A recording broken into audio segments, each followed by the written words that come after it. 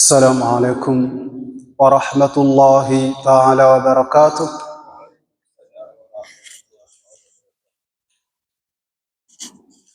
الحمد لله نحمده ونستعينه ونستغفره ونستهديه ونتوب إليه من شرور أنفسنا ومن سيئات أعمالنا.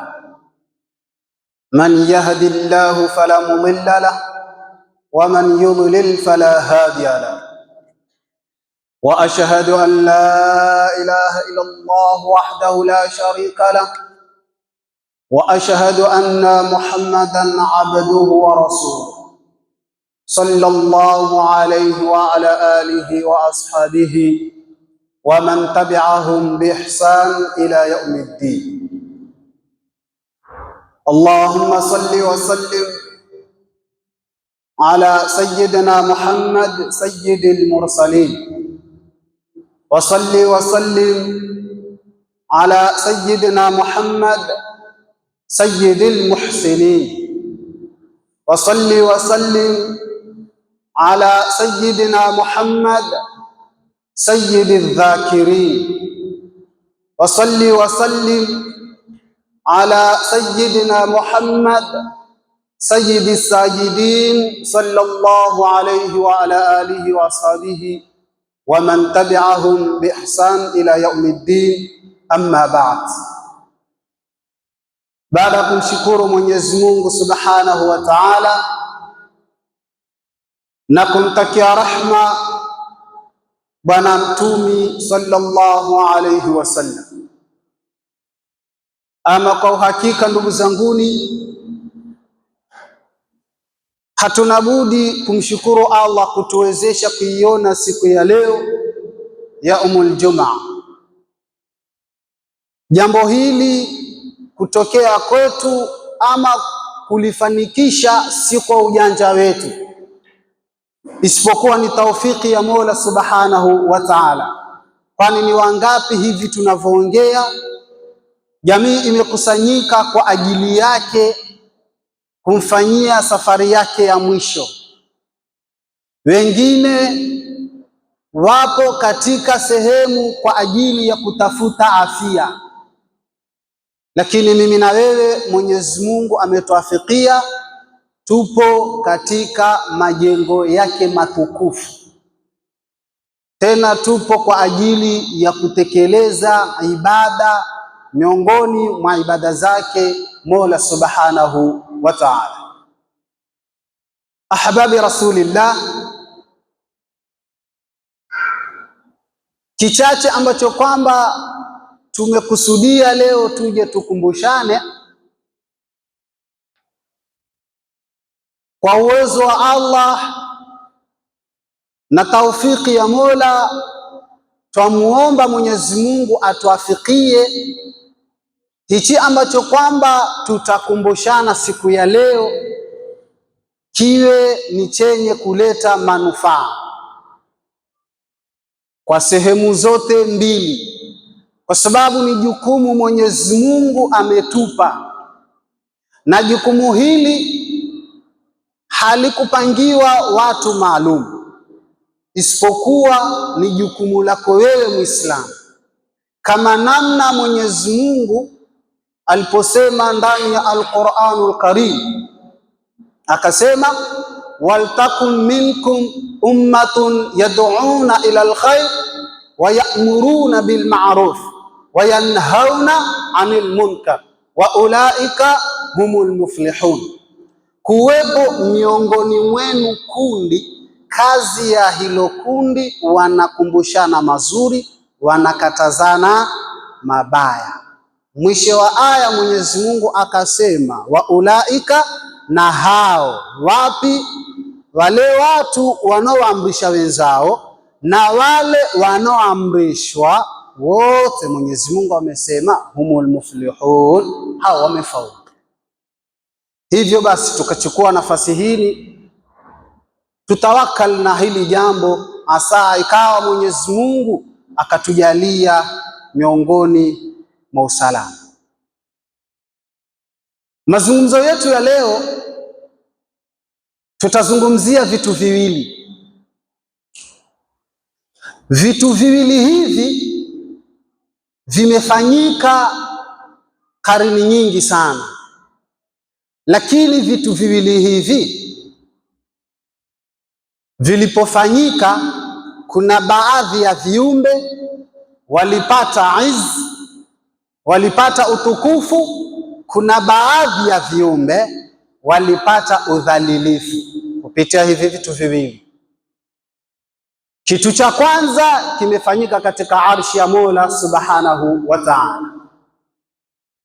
Kitu cha pili kimefanyika katika ardhi ya Mwenyezi Mungu Subhanahu wa Ta'ala. Yote mawili tutakwenda tufahamishane. Ninachokiomba ndugu zanguni kwenu, muniazime masikizi yenu na utulivu wenu na afkari zenu, ili tunufaike, tuone ni vitu gani viwili ambavyo kwamba vimefanyika. Viwili hivi vilivyofanyika, baadhi ya viumbe walipata utukufu na wengine wakadhalilika. Kitu cha kwanza kilichofanyika kwenye arshi ya Mola kimefanyika mbele ya nabiyuna Adam, mbele ya baba yetu Nabiullahi Adam. Mwenyezi Mungu Subhanahu wa Ta'ala alipoiweka ardhi na akaumba kila alichokitaka yeye kiwepo katika ardhi na akaiweka katika hali nzuri, lakini bado akaona haiwezi kujiendea peke yake, lazima kuwepo na kiumbe ambacho atakuwa ni mtawala kwa hivyo vingine. Kuwepo na kiumbe ambacho ni mtawala kwa hivyo vingine. Tukinukuu aya ndani ya Al-Qur'anul Karim, Mwenyezi Mungu anasema, wa idh qala rabbuka lilmalaikati inni ja'ilun khalifata fil ardh. Pindi Mwenyezi Mungu aliposema kuambia malaika, mimi Mola wenu nataka kujalia kiongozi. Wapi? Ardhini. Ina maana ya kwamba kulikuwepo na viumbe, lakini hakujapatikaniwa kiongozi.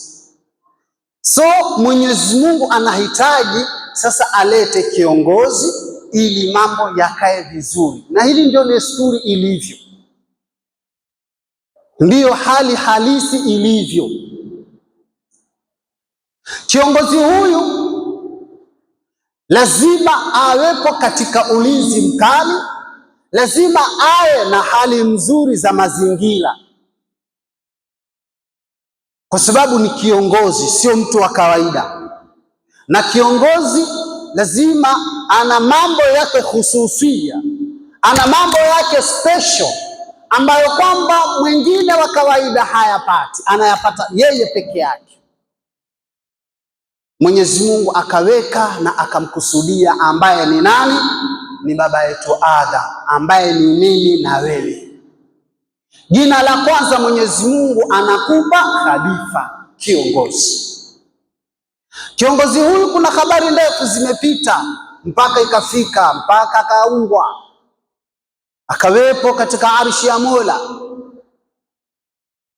Ilipofika sasa ni muda wake muafaka wa kumthubutisha mbele ya viumbe wengine, kisha ndio aelekezwe katika sehemu anaotakiwa yeye kutawala.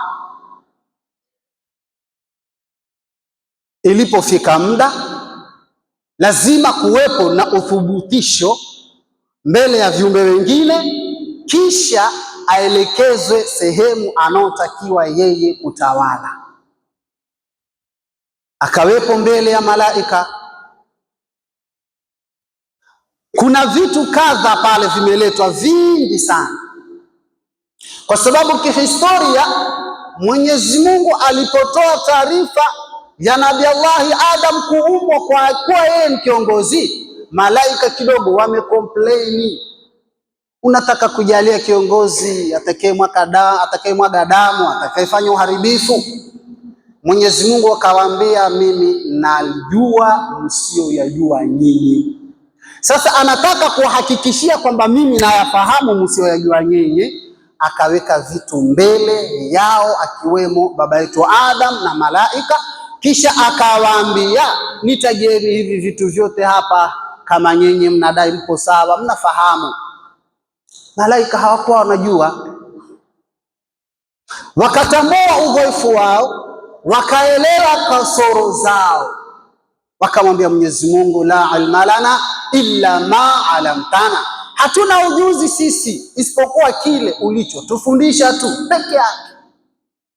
Kisha akaambiwa baba yetu Adam, watajia hivi vitu. Adam akavitaja kimoja baada ya chengine mpaka akamaliza. Kwa kuwa sasa ni mtu anahitaji apewe heshima, anahitaji apewe utukufu, akawaamrisha malaika wamsujudie baba yetu Adam. Na hili ndio tukio la kwanza lilolikusudia.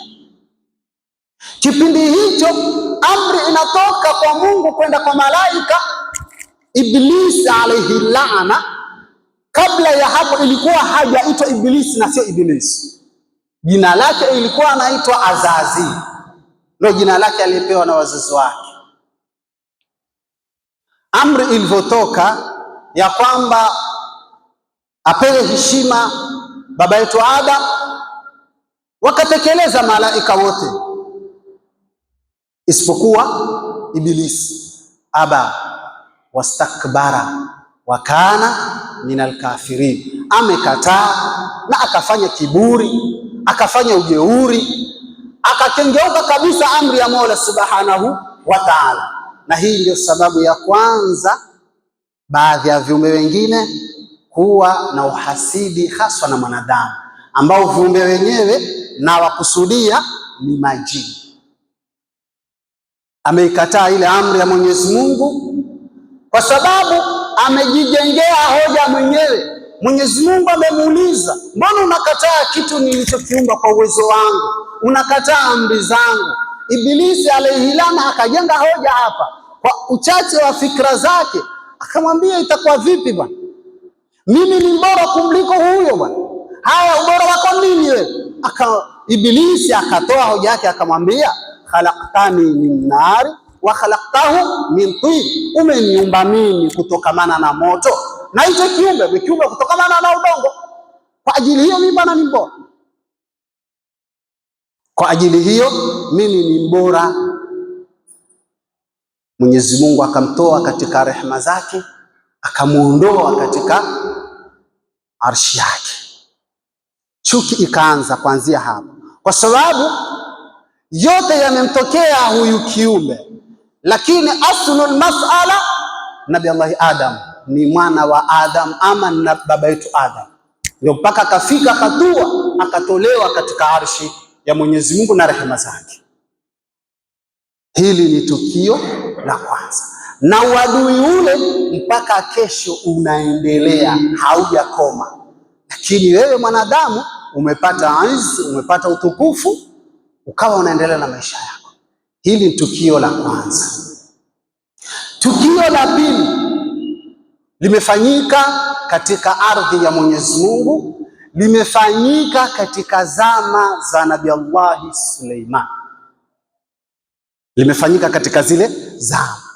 Nalo hili pia majini walidhalilika, mwanadamu akapata izza, akapata utukufu, wakaumia sana, wakajenga na uadui na uhasidi ndani yake. Na ndio maana mpaka kesho hawaachi, haswa kizazi cha Ibilisi, hawaachi uadui kumfanyia mwanadamu. Hawafanyi uadui kwa wanyama wengine, la, ama kwa viumbe vingine, la, mwanadamu peke yake. Zama za Nabii Allah Suleiman yalipita mengi, lakini katika habari ambazo kwamba amezipata Nabii Allah Suleiman, kwa sababu ilikuwa yeye kila uchao anafanya fikra, anafanya mbinu za kuongeza utawala wake, na wale ambao kwamba hawajapata mwito wa dini wapate wafikie mwito na waingie kwenye dini. Sasa ilikuwa akifanya shughuli zake mbalimbali na kutuma wapelelezi wake sehemu tofauti tofauti. Habari ikamjilia kutoka kwa nani? Kwa Hudhud. Akamletea habari ya Balqis, Malkata Saba, mfalme aliyetawala, yule jinsia ya kike, mtu mke, maeneo ya Yemen, sehemu unayoitwa Saba. Huyu alikuwa ni mfalme. Kazi yao walikuwa wakiabudu jua, yeye na watu wake. Hudhud anakwenda kawaona, akaiona ile hali, akamletea habari Nabii Allah Suleiman, nimekwenda kakuta mwanamke huyu ana wafuasi wengi sana, kazi yao wanaabudu jua. Mwisho wa aya, Hudhud akamwambia Nabii Allah Suleiman, walaha arshun adhim, mwanamke huyu jumla yote haya, lakini ana kiti kikubwa sana. Nabii Allah Suleiman akaamrisha kukaandikwa barua ili kwa ajili ya kumfanyia ulingamanizi yule mama na watu wake waje. Wakaipokea barua wale, wakashauriana, wakakubaliana ya kwamba tuitikieni mwito wa Suleiman. Na wao pia walipoamua kwa pamoja wote, kuanzia wafuasi mpaka kiongozi wao, kwamba tunaitikia mwito, nao pia wakaandika barua wakaileta kwa Suleiman kwamba sasa tumeitikia mwito, tunakuja. Sasa Nabii Allah Suleiman, lile neno kwamba wala arshun adhim lipo kwenye akili yake, ana kiti kikubwa sana huyu, kwa sababu imani yake mwenye kiti kikubwa ilikuwa ni yeye. Sasa anatasawwa, kwani hichi kiti chake kikubwa kikoje? Akaitisha kongamano lake, watu wanakuja. Wakati yupo kwenye kongamano lake na mashauriano na wenzake, wafuasi wake, akatoa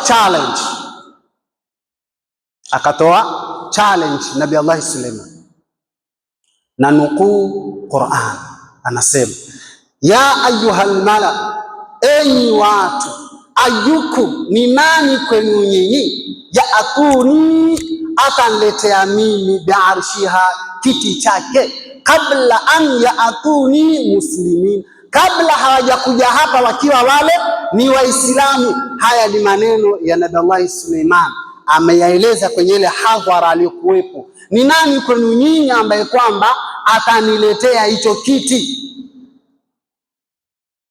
Na inasemekana kwamba masafa ya pale Nabii Allah Suleiman yupo na masafa ya kutoka kule kwa Balqis mpaka kufika hapa ni mwendo wa miezi miwili mpaka wafike hapa, lakini kinahitajika hicho kiti kwa muda mfupi sana. Je, inawezekana? Kwa sababu Nabii Allah Suleiman imani yake inawezekana, kwa sababu ana watu tofauti tofauti pale alipo, ana wanyama, ana majini, ana na viumbe wengine, kwa hiyo inawezekana. Basi akatoa hiyo amri, lakini kwa njia ya ushauri, hajalazimisha mtu wala hajamshikia mtu nguvu. La, enyi watu, ni nani ambaye kwamba atajitolea aniletee kiti cha Balqis, ile arshi yake, kwa uharaka kabla wao hawajakuja? Na ujue wao wanakuja kwa mwendo mkali sana, kwa sababu wanavyo vipando. Sasa watu wakiwa katika hali ya kutizamana, ghafla akajitokeza jini mmoja. Jini huyo Qur'an ilimtambua, ilimtaja na jina,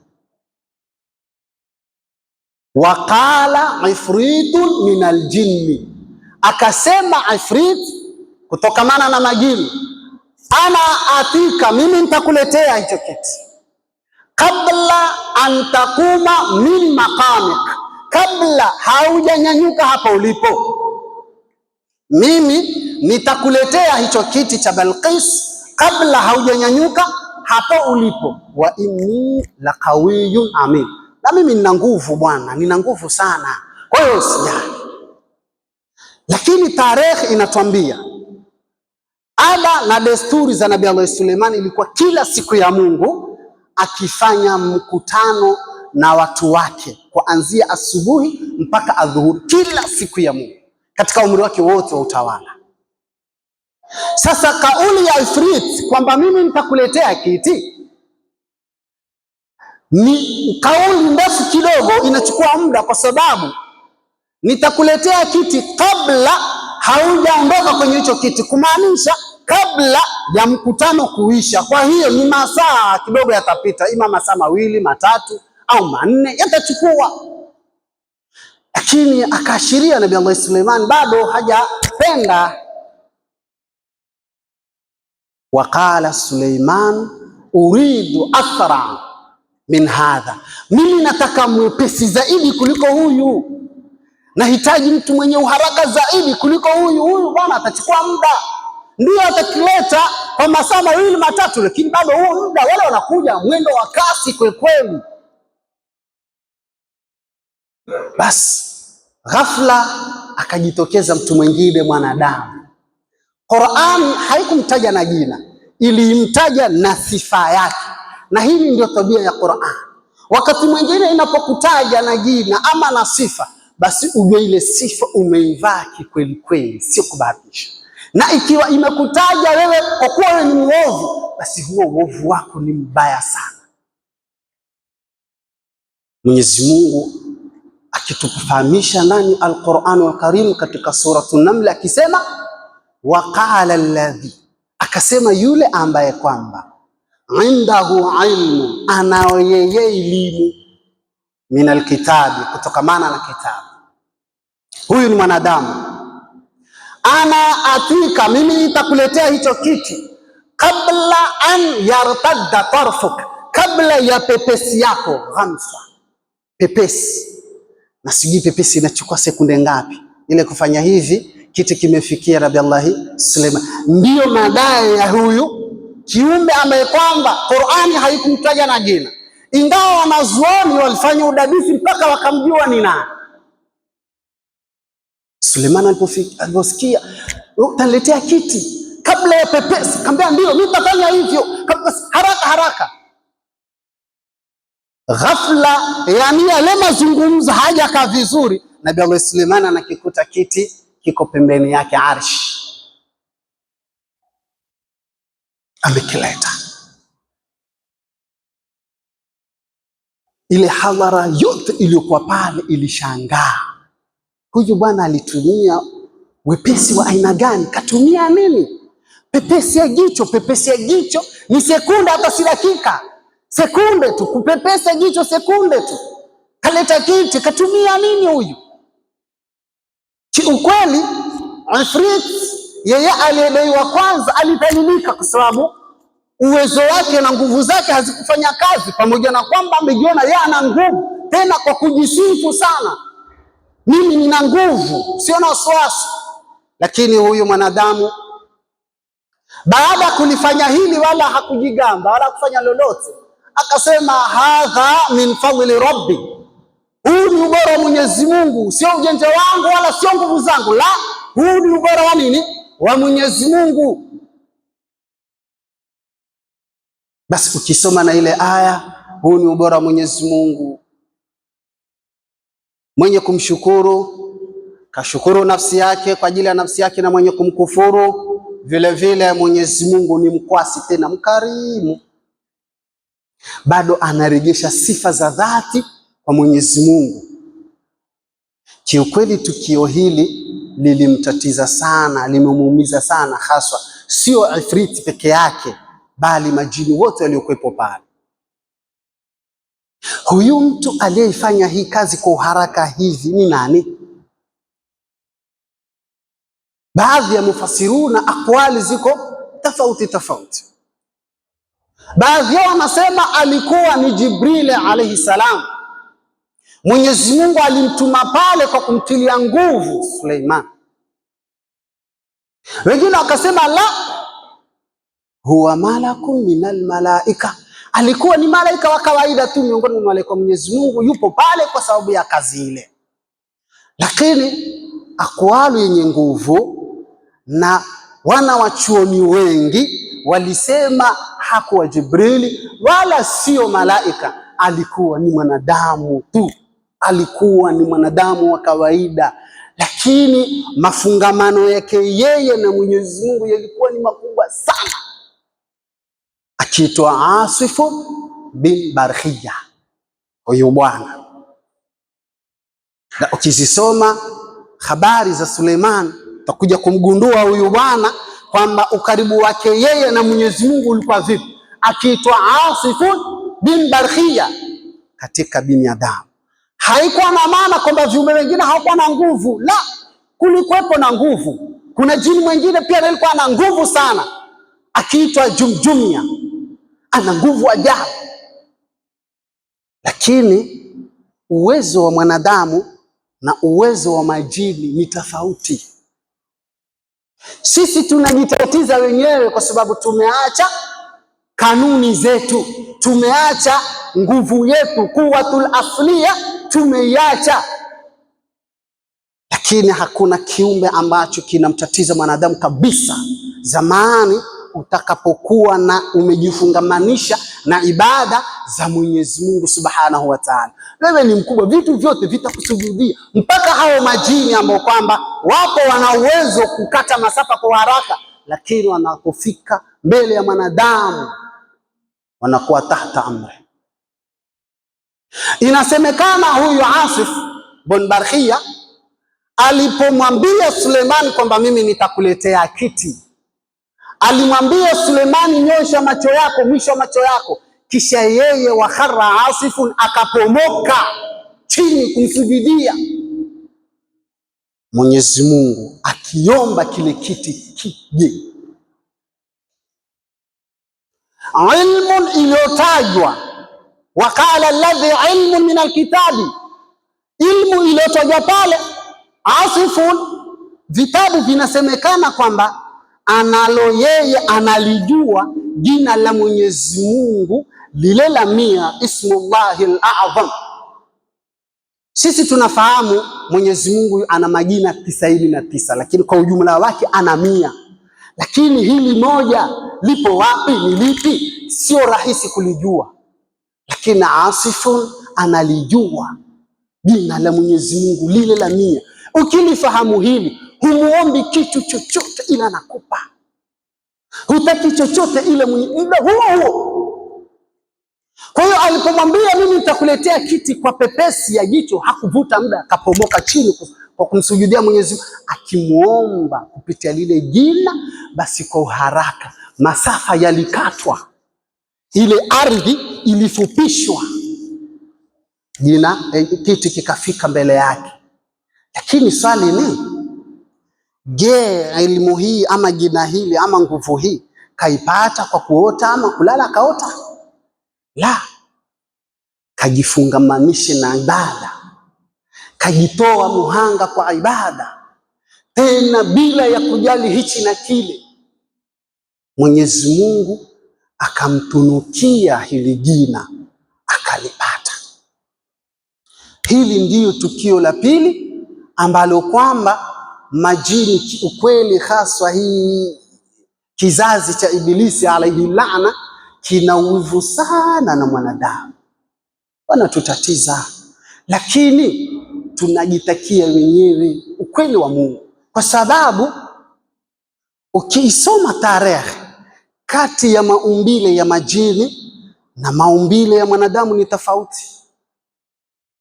Mpaka kesho hakujawahi kujulikaniwa umbile lake halisi huyu jini ni lipi, hakuna. Mpaka kesho hakujawahi kuelewekana kwamba umbile lake halisi haswa huyu kiumbe ni lipi.